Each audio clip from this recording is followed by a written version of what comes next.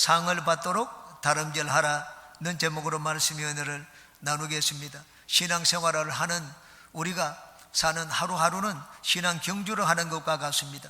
경주자에게는 상이 기다리고 있습니다. 세상의 경주에서는 한 사람만이 상을 받는다고 했습니다.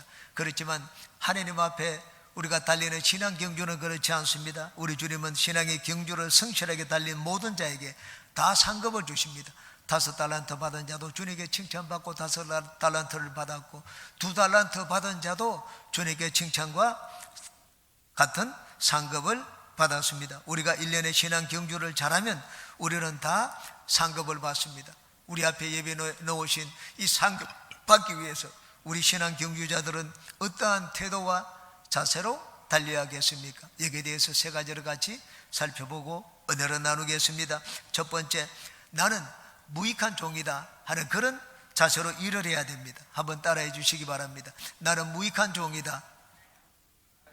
무익한 종이라는 말은 그렇게 대접받을 만한 가치가 없는 종이라는 말입니다. 무익한 종이라는 말은 누가복음 17장에 나옵니다.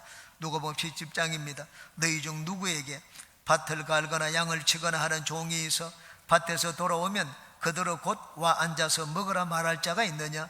도리어 그대로 내 먹을 것을 준비하고 띠를 띠고 내가 먹고 마시는 동안에 수종 들고 너는 그 후에 먹고 마시라 하지 않겠느냐? 명한대로 하였다고 종에게 감사하겠느냐? 이와 같이 너희도 명령받은 것을 다 행한 후에 이르기를 우리는 무익한 종이라 우리가 하여야 할 일을 한 것뿐이라 할지니라고 했습니다. 공동번역과 표준 세번역에는 이 무익한 종을 쓸모없는 종, 보잘것없는 종 그렇게 번역을 했습니다. 우리는 쓸모없는 종, 보잘것없는 종입니다. 내가 대단한 일을 했으니까 상급을 주십시오 그렇게 말할 수 있는 자격이 없는 종입니다. 세상의 일꾼들은 내가 일을 했기 때문에 일한 것에 상당한 대가를 주십시오 그렇게 요구할 수가 있습니다. 그런데 하나님의 일꾼들은 그렇게 하면 안 된다고 말씀을 하셨습니다. 내가 마땅히 할 일을 했을 뿐입니다. 대가를 받기는커녕 아직도 나는 주님께 빚진 것이 많습니다. 그렇게 생각하라고 말씀을 했습니다. 이것이 바로 무익한 종의 자세입니다. 바울 사도는 누구보다도 자신이 무익한 종이라는 것을 깨닫고 주님의 일을 했습니다. 그는 복음을 전했습니다. 보수를 요구하지 않았습니다. 왜냐하면 영적인 생명을 구원하기 위하여 복음을 전하는데 자기의 시간과 삶 모든 것을 들었습니다. 다른 직업을 가질 수가 없었습니다. 그러므로 당연히 그 대가와 보수를 요구할 수가 있었습니다. 그런데 바울 사도는 그것을 요구하지 않았습니다. 왜냐하면 하나님께 너무나 많은 빚을 졌기 때문입니다. 갚아도 다 갚지 못할 빚을 졌습니다. 생계를 위해서라면 그래 내가 낮에는 어디서 가서든지 복음을 전하고 밤에 내가 일을 해서 먹고 살 분별을 하면 되지 그렇게 생각을 했습니다. 날이 어두우면 천막을 짰습니다. 그래서 그것을 내다가 팔아서 생계를 유지했습니다. 복음을 왜 바울 사도가 그런 삶을 살았습니까? 주님께 진 빚이 너무나 크기 때문에 조금이라도 주님과 복음에 피해를 주지 않기 위해서였습니다. 우리가 주님과 교회와 복음에 대해서 마땅히 가져야 될 태도가 있습니다. 그것은 나는 무익한 종이라 내가 마땅히 해야 될 일을 했을 뿐입니다 하는 그러한 자세입니다. 바울 사도의 고백을 보시기 바랍니다. 16절 17절입니다. 내가 복음을 전할지라도 자랑할 것이 없으면 내가 부득불 할 일임이라. 만일 복음을 전하지 아니하면 내게 화가 있을 것이로다. 내가 내 자유로 이것을 행하면 상을 얻으려니와 내가 자유로 아니한다 할지라도 나는 사명을 받았노라. 사명을 받았노라. 마땅히 해야 될 일이라고 생각하고 복음을 전했습니다. 그러므로 우리가 주님을 섬겨서 일을 할 때 날 좀 봐주세요, 내가 한 일을 보세요, 그런 생각을 해서는 안 됩니다. 오히려 내가 한 것이 무엇이 있느냐 그런 마음으로 주님을 섬겨야 됩니다. 중국의 선교사로 많은 일을 했던 허드슨 테일러에게 하루는 어떤 사람이 물었습니다. 당신은 교만해 본 적이 있습니까? 무엇에 대하여 말입니까? 당신이 한 이 많은 일들에 대하여 말씀을 했습니다. 그러자 지금까지 내가 무엇을 했다는 말입니까? 나는 아무것도 한 것이 없습니다. 그렇게 대답을 했습니다. 허드슨 테일러는 참으로 무익한 종이라는 자세를 가지고 중국에서 선교를 했습니다. 그래서 중국 내륙 선교의 아버지가 되었습니다. 역사의 길이 기억되는 인물이 되었습니다. 하나님의 일을 하는 자는 자기 이름을 내려고 해서는 안 됩니다. 공을 드러내려고 해서도 안 됩니다. 상급을 받아야겠다는 생각을 가져서도 안 됩니다. 지난 연말에 권사님과 안수 집사님 부부가 특별 선교 헌금을 위하여 드린다고 하면서 큰 액수의 헌금을 가지고 왔습니다. 제가 100개의 교회를 돕겠다고 하면서 하나의 교회를 돕는데 1000만 원이면 되니까 100개의 교회를 돕는데 10억만 하면 된다. 나는 내가 노후에 그 일을 하겠다. 그렇게 말씀을 들었습니다. 이분이 그 말씀을 들었는데 계속 마음의 성령의 압박을 받았습니다. 목사님이 100개의 교회를 돕겠다고 하는데 나는 한 개라도 도와야 되지 않겠는가? 그래서 이분이 한 교회를 돕겠다고 하면서 특별 헌금을 가지고 오셨습니다. 부부가 열심히 교회를 섬기는 분입니다. 교회를 섬겨서 일을 하는데 4시간 들여서 일을 하는데 내가 교회에서 막 대가를 요구하지 않고 오히려 자기의 것을 가지고 와서 주님을 섬기는 것을 보았습니다. 섬기는 그 마음에 하나님이 어떻게 복을 주시지 않겠습니까? 우리는 다 무익한 종입니다. 무엇을 했다고 해서 하나님 앞에 손을 내밀고 상급을 주세요 그렇게 말할 수 있는 그런 종이 아닙니다. 바울 사도는 자기에게 돌아올 상이 무엇인지를 잘 알았습니다. 그것은 주님과 복음을 위하여 자기의 모든 권리를 포기한 것이었습니다. 18절입니다. 그런즉 내 상이 무엇이냐? 내가 복음을 전할 때 값없이 전하고 복음으로 말미암아 내게 있는 권리를 다 쓰지 아니하는 이것이로도. 바울 사도는 진리가 어떤 것인지 잘 알았습니다. 하나님은 모든 면에서 역설적인 분입니다. 진리는 역설입니다. 내가 상을 달라고 하면 상을 받지를 못하고 내가 상을 포기하면 상을 받는다는 것을 잘 알았습니다. 예수님이 말씀을 하셨습니다. 마태복음 6장입니다. 사람에게 보이려고 그들 앞에서 너희 의를 행하지 않도록 주의하라. 그래야지 아니하면 하늘에 계신 너희 아버지께 상을 받지 못하느니라. 사람들에게 칭찬받으면 그 사람은 상을 받았다고 했습니다. 사람들에게 대가를 요구하면 그 사람은 이미 하나님이 주실 것이 없다고 말씀을 했습니다. 바울 사도가 18절에 한 말 다시 한번 보시기 바랍니다. 그런즉 내 상이 무엇이냐? 내가 복음을 전할 때 값없이 전하고 복음으로 말미암아 내게 있는 권리를 다 쓰지 아니하는 이것이로다. 나는 상 받겠다고 하지 않겠다. 사람들이 알아주는 것 그거 기대하지 않겠다. 그런 마음으로 복음을 전했습니다. 이 땅에서 내가 잘한 것, 칭찬받을 만한 것, 상 받을 만한 것에 대해서 그런 것들을 다 포기했습니다. 그런 권리를 다 내려놓았습니다. 그렇기 때문에 주님이 이제 나에게 상 주실 것을 나는 확신한다. 그렇게 18절에서 고백을 했습니다. 우리도 마찬가지입니다. 주님께 칭찬과 상급을 받기 위해서는 사람에게 그런 말을 듣고 상급을 받는 것, 대접을 받는 것을 거절해야 됩니다. 내가 당연히 받을 권리를 포기해야 됩니다. 사람들은 흔히 자기를 알아주지 않으면 섭섭하게 생각합니다. 왜 섭섭하게 생각을 합니까? 왜 섭섭한 마음이 듭니까? 자기의 권리를 포기하지 않아서 그렇습니다. 내가 이런 일을 했는데, 내가 상 받을 만한데, 내가 칭찬을 받아야 되는데, 그런데 그런 걸 못 받기 때문에 섭섭한 마음이 듭니다. 내가 무엇을 했다는 것입니까? 아무것도 한 것이 없습니다. 허드슨 테일러가 한 이 말을 마음에 새기며 하늘을 사는 우리 모든 분들이 되시기를 주님의 이름으로 축원합니다. 두 번째입니다. 자기 부인의 자세로 일을 해야 됩니다. 한번 따라해 주시기 바랍니다. 자기 부인의 자세로 일을 하자.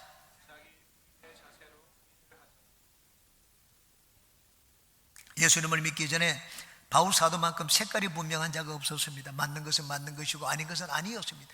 흑은 흑이고 백은 백이었습니다. 흑백 논리가 너무나 분명한 자였습니다. 자기가 생각이 맞지 않는 자들은 그럴 수도 있다 그렇게 생각하지 않았습니다. 자기 생각이 맞지 않는 자들은 가차없이 사라져야 된다고 생각을 했습니다. 그래서 예수 믿는 자들을 잡아가두는데 앞장선 자가 바로 이 사울이라는 청년이었습니다. 그러다가 예수님을 만나게 되었습니다. 성령의 충만함을 받고 예수님을 깊이 알게 되었습니다. 예수님만큼 마음이 넓은 분이 없다는 것을 알게 되었습니다. 죄인의 괴수 같은 자기를 죽어도 100번 죽어 마땅한데 이런 자기를 살려주시고 하나님의 도구로 사용하시는 것을 보았습니다. 예수님이 과연 어떤 분입니까? 너무나 마음이 넓은 분이라는 것을 깨닫게 되었습니다. 예수님은 어느 누구와도 벽을 쌓지 않았습니다. 로마 백부장도 받아주었습니다. 이방인도 받아주었습니다. 귀신 들린 자도 받아주었습니다. 나병이 들려서 사회에서 배척당한 자도 받아주었습니다. 거지도 받아주고 과부도 받아주고 병들어서 버림받은 자도 받아주었습니다. 현장에서 가늠하다 들킨 여인도 예수님은 많은 사람들 앞에서 그를 막아주며 그녀를 용서해 주셨습니다. 어떤 절망적인 존재도 예수님 앞에 나가면 소망을 얻었습니다.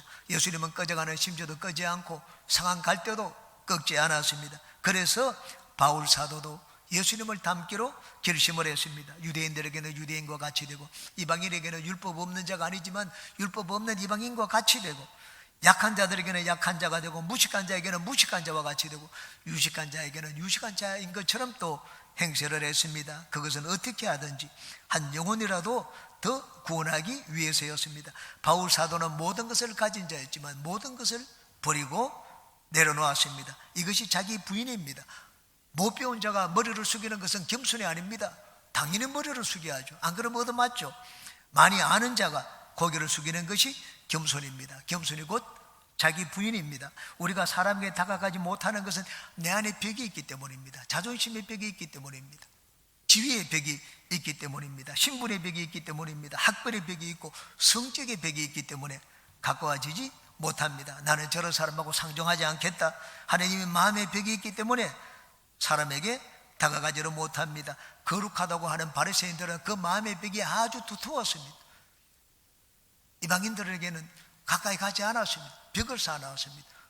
세리와 창기들 같은 유대인이라도 저런 사람과 상종하지 않겠다. 저 사람은 이방인과 똑같다. 마음의 벽을 쌓아놓고 그들과 상종하지를 않았습니다. 가진 자들끼리 있는 자들끼리 자기들 부류 사람들끼리만 모였습니다. 예수님이 나중에 십자가를 지실 때 제자들 앞에 이렇게 말씀을 하셨습니다. 누가복음 9장입니다.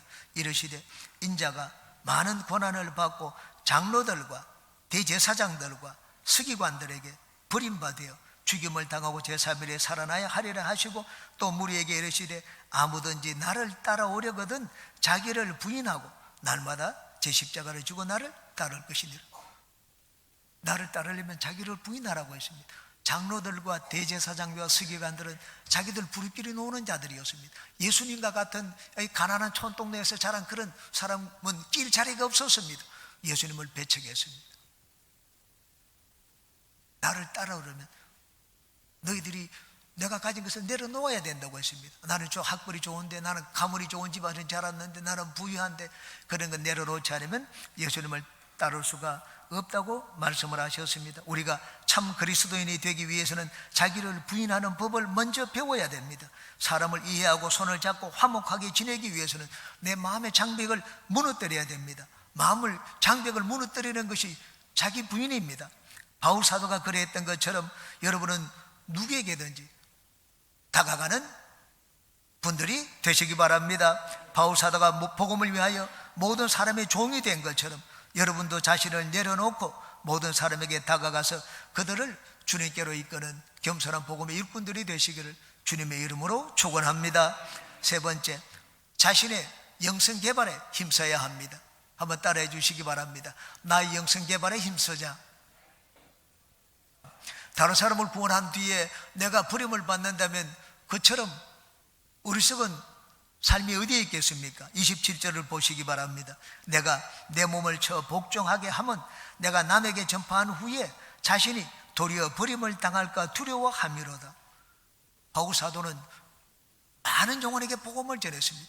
그런데 자기는 버림받을 수 있다는 것을 잘 알고 있었습니다. 여러분, 두려운 말씀입니다.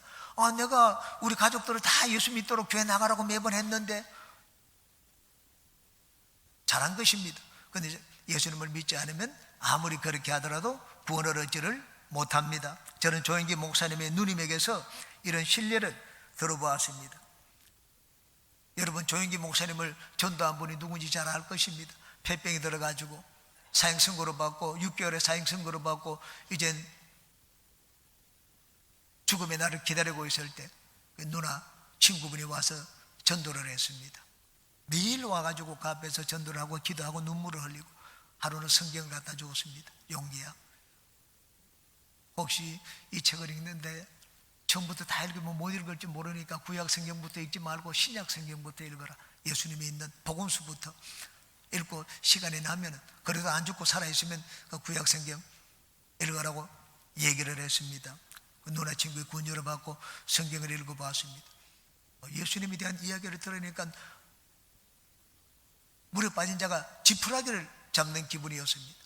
야, 이분을 의지하면 죽은 자기도 살아날 것 같았습니다. 마당에 나가가지고 대명천재 하나님이 계시면 나를 살려주이소, 나를 살려주면 내가 출가해가지고 하나님을 위해서 일을 하겠습니다.